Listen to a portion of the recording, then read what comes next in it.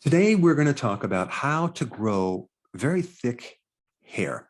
Now, to be totally 100% transparent, I do sell products that help stimulate hair growth, as well as a shampoo and conditioner that also supports the growth of hair. But I am 100% non-biased of my own products. And that's 100% sarcasm. All right, now that I got that out of the way, let's dive right into the video. All right, the first thing I want to talk about is iron. Okay, what is iron? Iron is a mineral that is involved in building up your hemoglobin. Okay, that's the stuff that helps you carry oxygen through your blood. And if you don't have hemoglobin in the scalp, you're not going to have oxygen for the little roots of the hair follicles. And without iron, you're literally starving that hair of oxygen so it can grow. It needs oxygen to grow. But it's very easy to get iron, especially if you're not a vegan. Just a little red meat a few times a week will give you plenty of iron. But you can also get iron in eggs and cheese. It's in a lot of different foods. All right, zinc. If you're deficient in zinc, which a lot of people are, you're going to have a real problem growing thick hair. The hair is going to come out very, very thin. Zinc is involved in hundreds of different enzymes, especially with making proteins, okay? And your hair is protein. So without zinc, you don't get good growth of the hair and you don't get the thickness of the hair that you really want. And the hair will dry out, okay? So zinc is very important in hair, skin, nails, things like that. A little red meat, again, will give you enough zinc. Now, there's a condition called telogen effluvium, okay? Now, what is that? That is a condition triggered by shock or stress that makes your hair fall out and become very, very thin, okay, and very, very fragile. And that is because of this thing called stress. So if you go through pregnancy, for example, and you wonder why your hair is thinning out, well, that's why. Or let's say you have some emotional stress or a loss of a loved one, or surgery, or an accident, or you overexercise.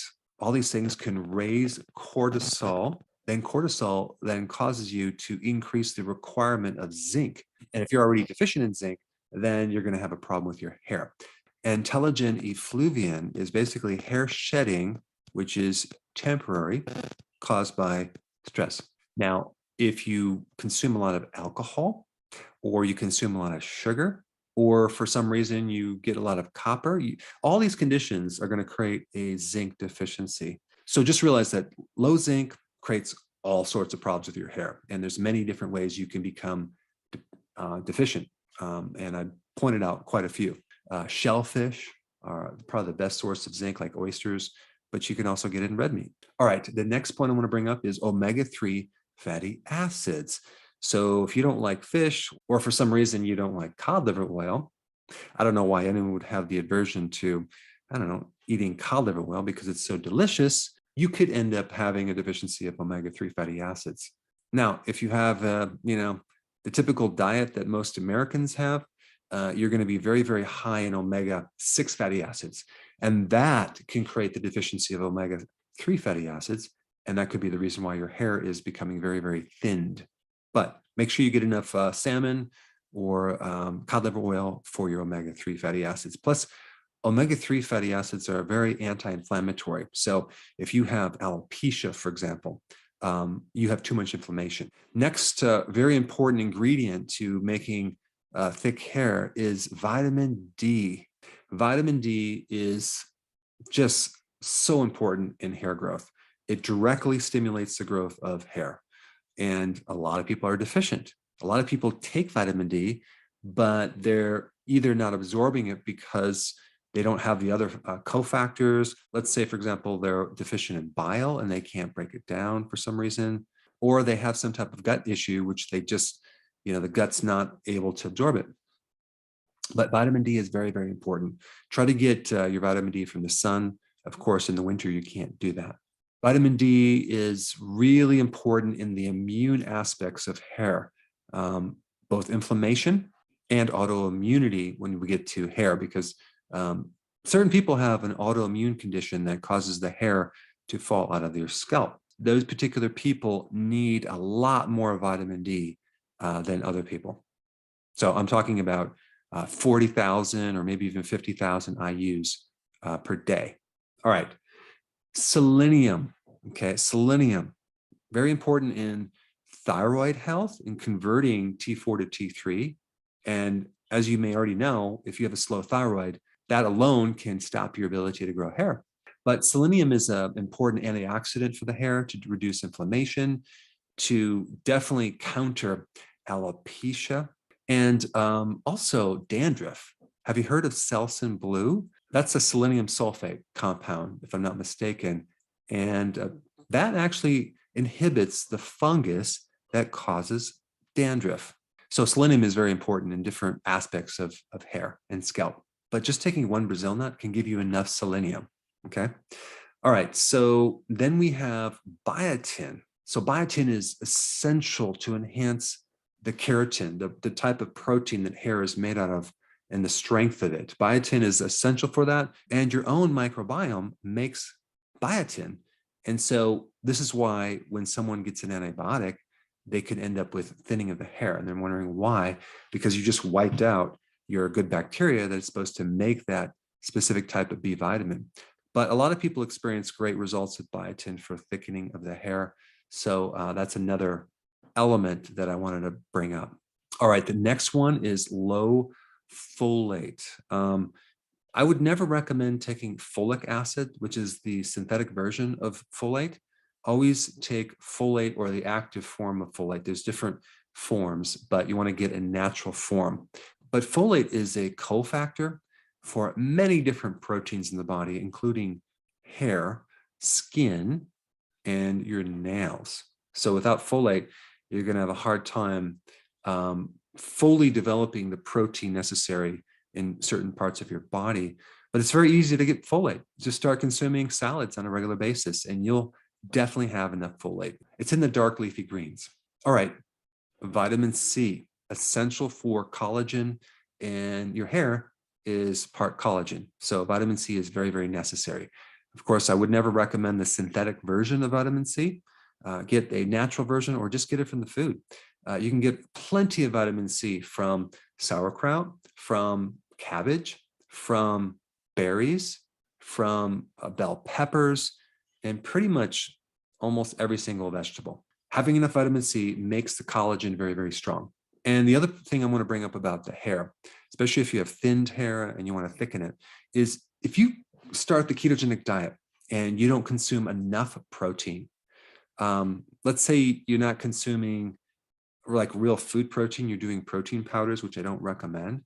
I recommend increasing the amount of eggs you eat, high quality grass-fed meats, and that can actually help you develop thickened hair right off the bat. So just don't forget about protein and consuming enough protein. The other symptom you're going to notice if you don't have enough protein is you're going to feel tired and lethargic.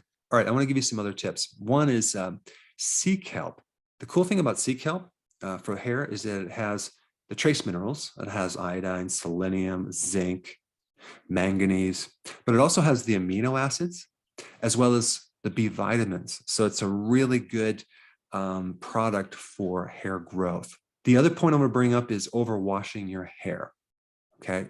Some people wash their hair way too frequently, and that just dries it out. It takes the oils out. If you use a shampoo that has sulfates, it's just going to dissolve the protein in the hair, take out the oil, and leave your hair very, very damaged. So make sure that you don't overwash your hair. Now, of course, some people are going to say, oh, Dr. Berg told me not to shower again. No, I didn't say that. You can shower, just don't wash your hair every single day, and watch what happens. Your hair actually will be much, much better quality. It'll be healthier. All right, the shampoo that you use, very, very, very vital. I would recommend using a shampoo without sulfates, with a lot of clean ingredients that don't have side effects. But the main thing is get a sulfate-free shampoo. Now, I'd also recommend getting a really good conditioner, something that has clean ingredients, as well as the essential oils and the fats needed that can go into the hair and revive your hair. All right, the water that you use when you take a shower, and so if it has like city water where you're having the fluoride and the chlorine, not good. just get a filter. I will put some recommendations down below if you can't find one, but I'm also having a difficult time finding the shower head. It's easy to find the whole house filters, but the shower head specifically for fluoride is a tough one, but I'll put a link down below of the one that I found. But when you don't have the fluoride and the chlorine, boy, does it make your hair shine just without using these chemicals, just using good water. It's quite amazing. All right, the coloring. If you dye your hair, just find someone that can help you use a non-toxic dye. There are a lot of chemicals to make your hair a certain color. So find something that is more natural, even though it costs more. It's going to be important in the long run. All right, the next point I'm going to bring up is this thing called stress. I've seen people go through emotional losses and literally lose their hair completely. So stress can play a huge factor in the quality of the protein being produced on the top of your skull. That is because of high levels of cortisol. Cortisol is very catabolic, which means it breaks down proteins. So do whatever you can to help reduce stress. I have a lot of videos on that. I'll put some down below. Last point I want to bring up is if you're a smoker. Smoking not only depletes you of nutrients, but boy, does it dry your hair out. It oxidizes the hair. It puts a lot of chemicals in the hair. You will find that people that are smokers have very, very dried out, old looking hair as well as skin. So if you are a smoker, do whatever you can to stop smoking. All right, so now that you have some good information about how to grow thicker hair, you may want to check out my other video, which is very popular on hair growth. It's right here. Check it out.